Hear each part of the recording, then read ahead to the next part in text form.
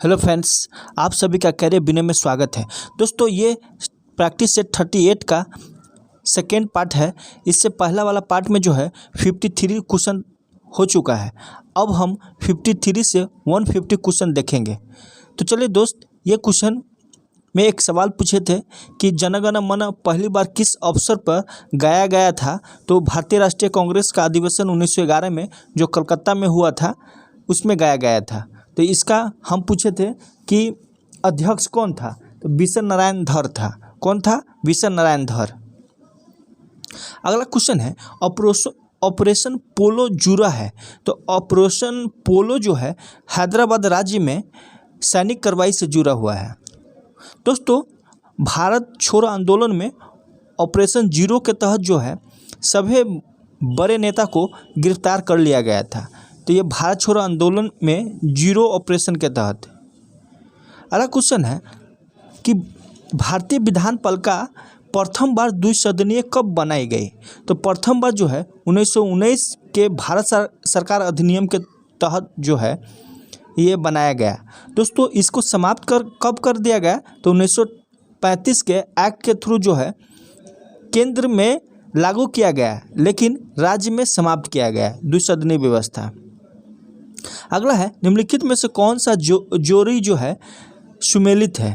तो दोस्तों, भारत का सर्वोच्च न्यायालय किस आर्टिकल के तहत आता है। तो सर्वोच्च न्यायालय, तो ये आर्टिकल जो है 124 है, यानी 124 आर्टिकल में भारत का सर्वोच्च न्यायालय के बारे में बताया गया है। भारत का निर्वाचन आयोग आर्टिकल 324 में ये सही है। संघीय लोक सेवा आयोग जो है ये किस में है। तो दोस्तों, अनुच्छेद 318 में लोक सेवा आयोग के सदस्यों और कर्मचारियों की सेवा की शर्तों के बारे में बताया गया है। और महाधिवक्ता जो है यह किस में है। अटॉर्नी जनरल जिसको बोलते। तो दोस्तों, अटॉर्नी जनरल जो है 76 में है, जो केंद्र सरकार का है अटॉर्नी जनरल। और महाधिवक्ता जो है एडवोकेट जनरल, ये आर्टिकल 165 में है। दोस्तों, केंद्र सरकार का जो भी आर्टिकल होगा उसमें हम 89 जोड़ देंगे तो राज्य सरकार का आएगा। जैसे 76 में ये अटॉर्नी जनरल है और इसमें 89 जोड़ दीजिए तो राज्य सरकार का माने महाधिवक्ता के बारे में आएगा। देखिए 915 8715 116, यानी आर्टिकल 165 में महाधिवक्ता की चर्चा की गई है। अगला है रोजर बिन्नी निम्नलिखित में से कौन सुमेलित है। तो कौन सुमेलित है वो बताना है। तो रोजर बिन्नी बीसीसीआई का अध्यक्ष बना, सही है। दिलीप तिर्की जो है हॉकी इंडिया के अध्यक्ष है, सही है। रुचिरा कंबोज जो है यूएनओ में भारत के नई राजदूत है, तो सही है। तो उपयुक्त में से सभी सही है। अगला है भारत सरकार को कानूनी विषयों पर कौन परामर्श देता है। तो कौन परामर्श देता है। तो यही अटॉर्नी जनरल, जो 76 में इसका चर्चा है। अगला है पंचायती राज से संबंधित निम्नलिखित कथनों में से कौन सा सही नहीं है।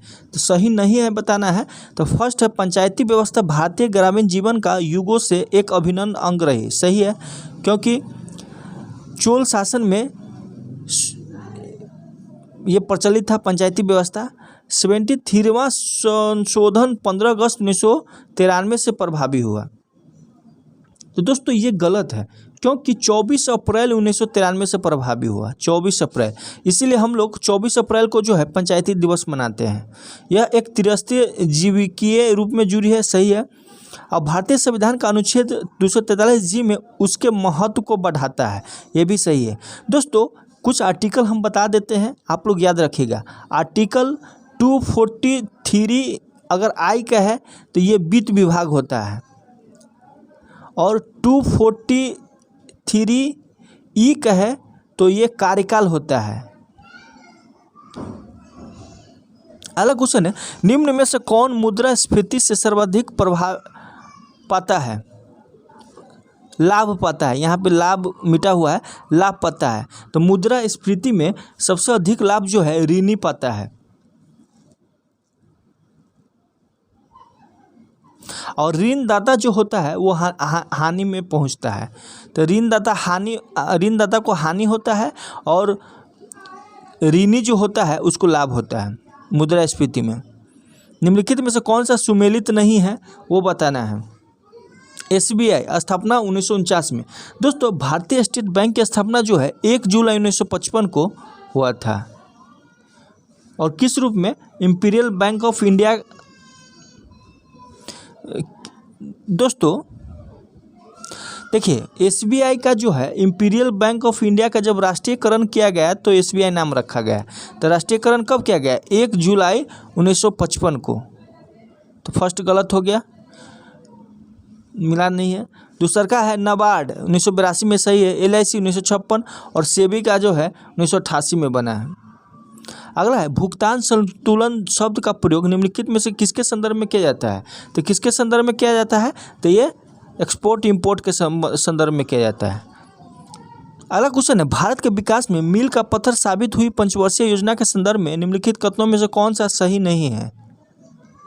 फर्स्ट में दिया है 1951 में शुरू हुई प्रथम पंचवर्षीय योजना में सिंचाई और बिजली के साथ साथ कृषि संबंधी परियोजनाओं को सर्वोच्च प्राथमिकता दिया गया। सही है, यानी कृषि संबंधी है। छठी पंचवर्षीय योजना का सर्वप्रमुख उद्देश्य था गरीबी को दूर करना, ये भी सही है। नौवीं पंचवर्षीय योजना अपने लक्ष्य को प्राप्त करने में सफल नहीं हो सका, ये भी सही है। 11वीं पंचवर्षीय योजना का उपशीर्षक था तीव्र धारणीय और अधिक समावेशी विकास, ये गलत है दोस्तों। ये 12वीं पंचवर्षीय योजना का ये उपशीर्षक था। अगला क्वेश्चन है इकाई इको मार्क उन भारतीय उत्पादों को दिया जाता है जो पर्यावरण के प्रति महत्वपूर्ण हो। अगला क्वेश्चन है 1 और 2 में सही उत्तर का चयन करें, यानी नीचे दिए गए कूट से सही उत्तर का बनाना है। तो उष्णकटिबंधीय वन जो है साइलेंट वैली है जो केरल में है, और शंकु वन, तो शंकु वन हिमाचल प्रदेश में है। कच्छ वनस्पति, तो कच्छ वनस्पति जो है सुंदरवन में। पतझड़ वन राजस्थान में। अगला है निम्नलिखित जोड़ों में से कौन सा जोड़ा सही नहीं है? तो भारत का कुल क्षेत्रफल कितना है?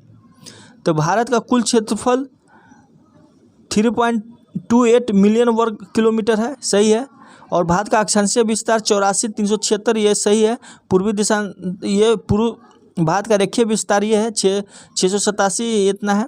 और भारत में राज्यों की संख्या 29 है, 28 है दोस्तों, ये गलत हो जाएगा। निम्नलिखित कथनों में से कौन सा एक सही नहीं है? तो कौन सा सही नहीं वो बताना। पश्चिमी घाट उत्तरी क्षेत्र में अपेक्षाकृत अधिक ऊंचाई पर है। दोस्तों पश्चिमी घाट जो है ऊंचाई दक्षिण क्षेत्र में सर्वाधिक है, न कि उत्तर में। तो फर्स्ट ही गलत हो गया। अगला क्वेश्चन है निम्नलिखित नगरों में अलकनंदा और भागीरथ कहाँ मिलकर गंगा नदी बनती है? तो दोस्तों ये देव प्रयाग में है। कहाँ है? देव प्रयाग में। दोस्तों इसमें 5 प्रयाग है, आप लोग उसको जरूर याद रखिएगा। तो देव प्रयाग जो है भागीरथ और अलकनंदा हो गया। और रुद्रप्रयाग जो है, रुद्रप्रयाग क्या है? अलकनंदा है, और अलकनंदा तो रहेगा ही, और मंदाकिनी है। रुद्रप्रयाग जो है, रुद्रप्रयाग, ये मंदाकिनी और अलकनंदा के संगम को रुद्रप्रयाग में होता है। और एक जो है, एक कौन प्रयाग है? कर्णप्रयाग। तो दोस्तों कर्णप्रयाग जो है अलकनंदा और पिंडार नदी है। अलकनंदा और पिंडार नदी मिलकर कर्णप्रयाग बनता है। और नंदप्रयाग जो है अलकनंदा और नंदाकिनी है। और विष्णुप्रयाग धौलीगंगा और विष्णुगंगा। तो विष्णुप्रयाग कौन है? धौलीगंगा और विष्णुगंगा। नंदप्रयाग तो अलकनंदा और नंदाकिनी। और कर्णप्रयाग जो है अलकनंदा और पिंडार है।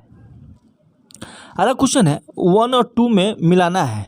जलोढ़, तो जलोढ़ मिट्टी कहाँ पाया जाता है? उत्तर प्रदेश में। काली मिट्टी महाराष्ट्र में। लाल मिट्टी जो है कहाँ पाया जाता है? आंध्र प्रदेश में। और मरुस्थलीय जो है राजस्थान में। अगला क्वेश्चन है निम्नलिखित फसलों पर विचार करना है। कपास, मूंगफली, धान, गेहूं, निम्नलिखित में से कौन सा खरीफ फसलें हैं? तो खरीफ फसल कौन है? तो खरीफ फसल जो है ये धान, ज्वार, बाजरा, मक्का, जूट, मूंग, मूंगफली, तंबाकू, उड़द, कपास, रागी, सोयाबीन, ये सब जो है खरीफ फसल है। तो इसमें कौन हो जाएगा? तो कपास हो जाएगा, मूंगफली हो जाएगा और धान हो जाएगा। गेहूँ रबी फसल है।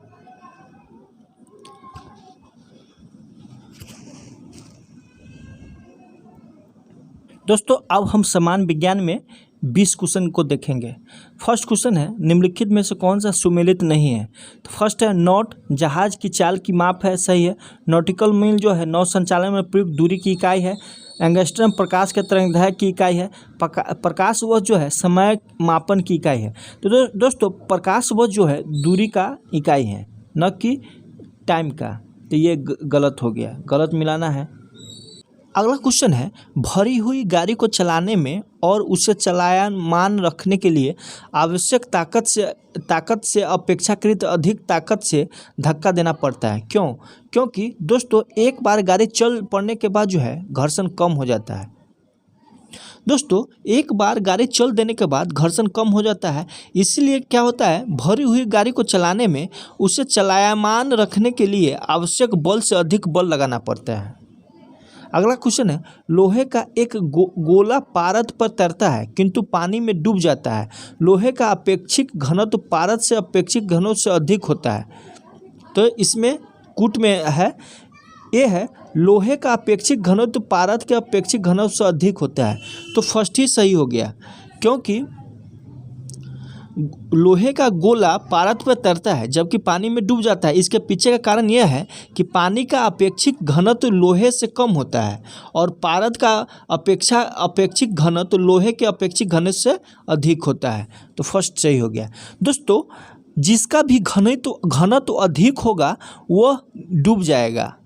तो घनत्व का मतलब क्या होता है? डेंस, यानी भारी। तो जो भारी होगा वो नीचे तल में जाएगा, इसीलिए ये होता है। अगला है, DRDO द्वारा विकसित लक्ष्य और निशांत है। तो विकसित लक्ष्य और निशांत क्या है? तो दोस्तों ये जो है मानव रहित वाहन है। क्या है? मानव रहित वाहन है।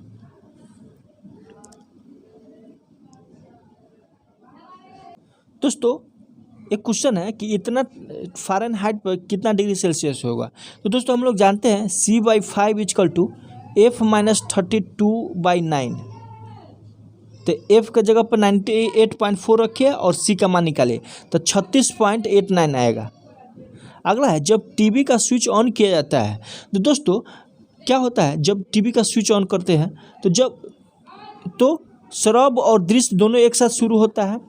श्रव्य तुरंत सुनाई देता है लेकिन दृश्य बाद में दिखाई देता है। दृश्य तुरंत प्रारंभ हो जाता है लेकिन श्रव्य बाद में दिखाई देता है। यह टीवी के ब्रांड पर निर्भर करता है। तो दोस्तों फर्स्ट ही सही होगा। बताते हैं क्यों सही होगा। ध्वनि की प्रकाश की अपेक्षा कम वेग से चलने के कारण ध्वनि बाद में सुनाई पड़नी चाहिए। किंतु अब क्या हो गया है कि टेलीविज़न में ऑडियो सिंक्रोनाइजर लगाकर इस त्रुटि को दूर किया जाता है। किसको लगाकर? ऑडियो सिंक्रोनाइजर को लगाकर, जिससे टीवी का स्विच ऑन करने पर श्रव्य और दृश्य दोनों एक साथ होते हैं। फर्स्ट आंसर हो गया। एक है अगला क्वेश्चन, एक नाभिकीय रिएक्टर में भारी जल का क्या कार्य है?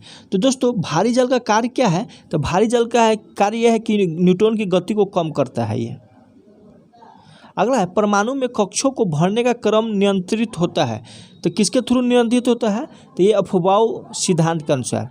इसका सिद्धांत है कि L+L जिसका कम होगा उसमें इलेक्ट्रॉन पहले प्रवेश करेगा। अगला क्वेश्चन है, निम्नलिखित कथनों का परीक्षण कीजिए।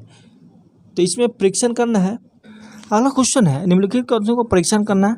पीतल, तांबा और जस्ते की मिश्र धातु है, सही है। मैग्नेटाइट एल्युमिनियम का सबसे अधिक महत्वपूर्ण अयस्क है। दोस्तों ये गलत है। परादित सम्मिश्रण वे पदार्थ है जिनमें पारा अनिवार्यतः सम्मिलित होता है, सही है। फोटोग्राफी में पोटेशियम नाइट्रेट का प्रयोग किया जाता है, ये भी गलत है। क्योंकि फोटोग्राफी में किसका उपयोग किया जाता है? तो फोटोग्राफी में सिल्वर ब्रोमाइड का उपयोग किया जाता है। दोस्तों मैग्नेटाइट जो है आयरन का अयस्क है, न कि एल्युमिनियम का। तो इसीलिए 2-4 गलत हो गया, 1-3 सही हो गया। अगला है, वनस्पति तेलों के हाइड्रोजनीकरण में निम्नलिखित में से किस उत्प्रेरक का उपयोग किया जाता है? तो किस उत्प्रेरक का उपयोग किया जाता है? तो निकेल का। अगला है, उन शराब त्रासदियों में जिनके परिणाम स्वरूप अंधता यादी होती है हानिकारक पदार्थ है। तो कौन है हानिकारक पदार्थ? तो मेथिल एल्कोहल है। अगला है, टेफ्लॉन का सामान्य नाम क्या है? तो टेफ्लॉन का सामान्य नाम पॉलीटेट्राफ्लोरोएथिलीन है। अगला है पृथ्वी की आयु का मापन निम्न में से किस विधि द्वारा किया जाता है? तो किस विधि द्वारा किया जाता है? यूरेनियम विधि द्वारा। अगला है हाइड्रोपोनिक्स क्या है? तो दोस्तों हाइड्रोपोनिक्स एक ऐसी विधि है जिसमें खनिज पोषक तत्वों के विलयन के प्रयोग द्वारा जल में पौधों का उगाया जाता है, यानी जल में पौधों को उगाया जाता है, ये है।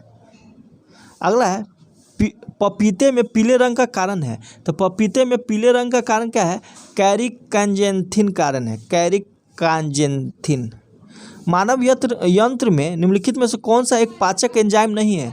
तो कौन सा पाचक एंजाइम नहीं है? गैस्ट्रिन जो है पाचक एंजाइम नहीं है, बाकी वह ट्रिप्सिन, पेप्सिन और टाइलिन जो है पाचक एंजाइम है। अगला है स्टेथोस्कोप में रोगी की दिल की धड़कन की ध्वनि डॉक्टर के कानों तक पहुंचती है।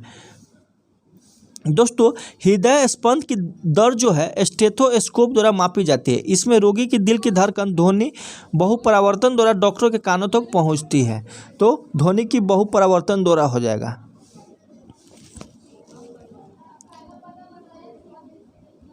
अगला क्वेश्चन है मिलाना है। जनन ग्रंथि तो प्रोजेस्टेरोन हो जाएगा, पीयूष ग्रंथि तो वृद्धि हार्मोन हो जाएगा। अग्नाशय तो दोस्तों अग्नाशय से इंसुलिन आता है, अधिवृक्क से कार्टिसोल। तो इसके अनुसार क्या सही हो जाएगा? सी आंसर है। अगला है एंटीबायोटिक दवा का उदाहरण है। तो एंटीबायोटिक दवा का उपयोग जो है जीवाणु जनित रोगों के उपचार में किया जाता है, और इसका क्या आंसर हो जाएगा? तो पेनिसिलिन हो जाएगा। उदाहरण जो है पेनिसिलिन है, क्योंकि पेनिसिलिन एंटीबायोटिक दवा है। दोस्तों इसमें पक्षी जो कभी अपना घोंसला नहीं बनाता कोयला हो जाएगा, कोयल। कोयल है दोस्तों, कोयला नहीं है। जीव जो अपनी पूंछ त्याग देता है तो छिपकली हो जाएगा। सबसे विशाल जीव, तो सबसे विशाल जीव क्या है? नीली व्हेल है। और सर्वाधिक बुद्धिमान जानवर जो है चिंपैंजी है। दोस्तों मैथ आप लोग बनाइएगा, हम आंसर इसमें बता देते हैं, आप लोग ज़रूर बनाइएगा।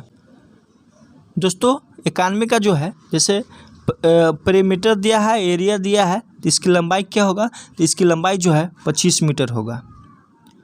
और ये फॉर्मूला पे होता है जैसे 2 का क्यूब माइनस 3k हो जाएगा। तो 8 माइनस 3 दूना 6, तो 8 में से 6 गया तो कितना हो जाएगा? तो ये हो जाएगा। इसका हम एक ट्रिक बताए थे 3 और 1 लिख लेंगे, इसको लिख लेते हैं। आज का क्या गो ये है 1 2 3, तो यहाँ 3 को डॉट दे देते हैं। ऐड करना है तो 3 1 4, 4 1 5, 5 4 9, तो 9/5 हो जाएगा। क्या आंसर हो जाएगा? तो इसका बी आंसर हो जाएगा।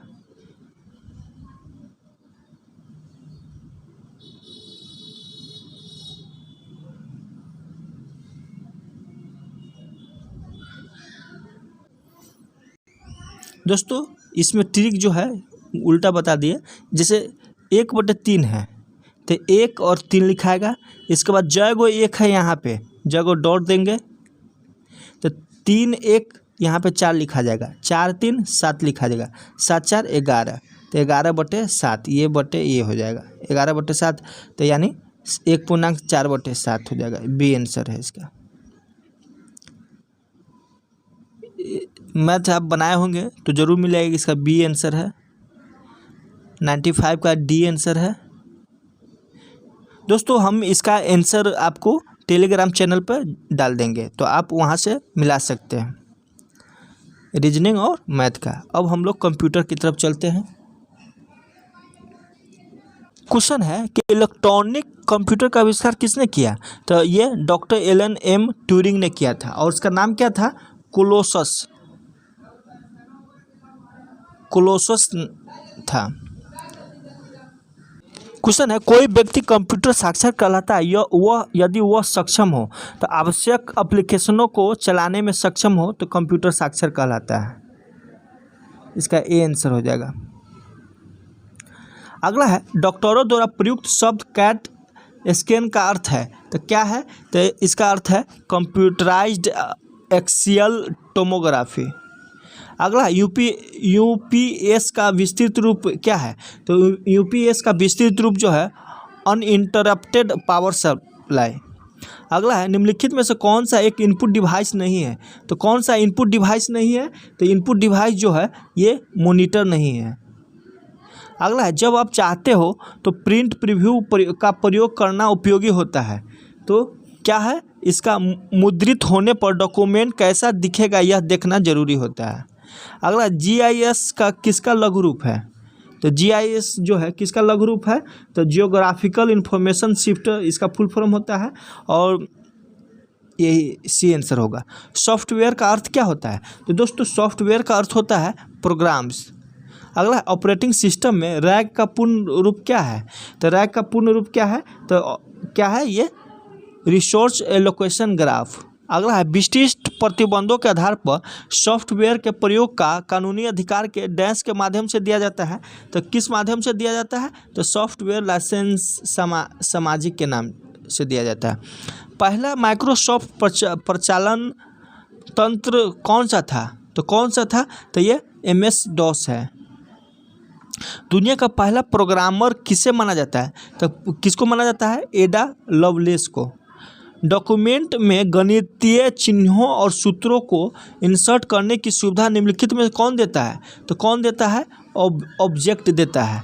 इंटरनेट मूल रूप था, तो क्या था मूल रूप से, तो ये लघु प्रायोगिक अनुसंधान नेटवर्क जिसे एपरेंट कहते हैं।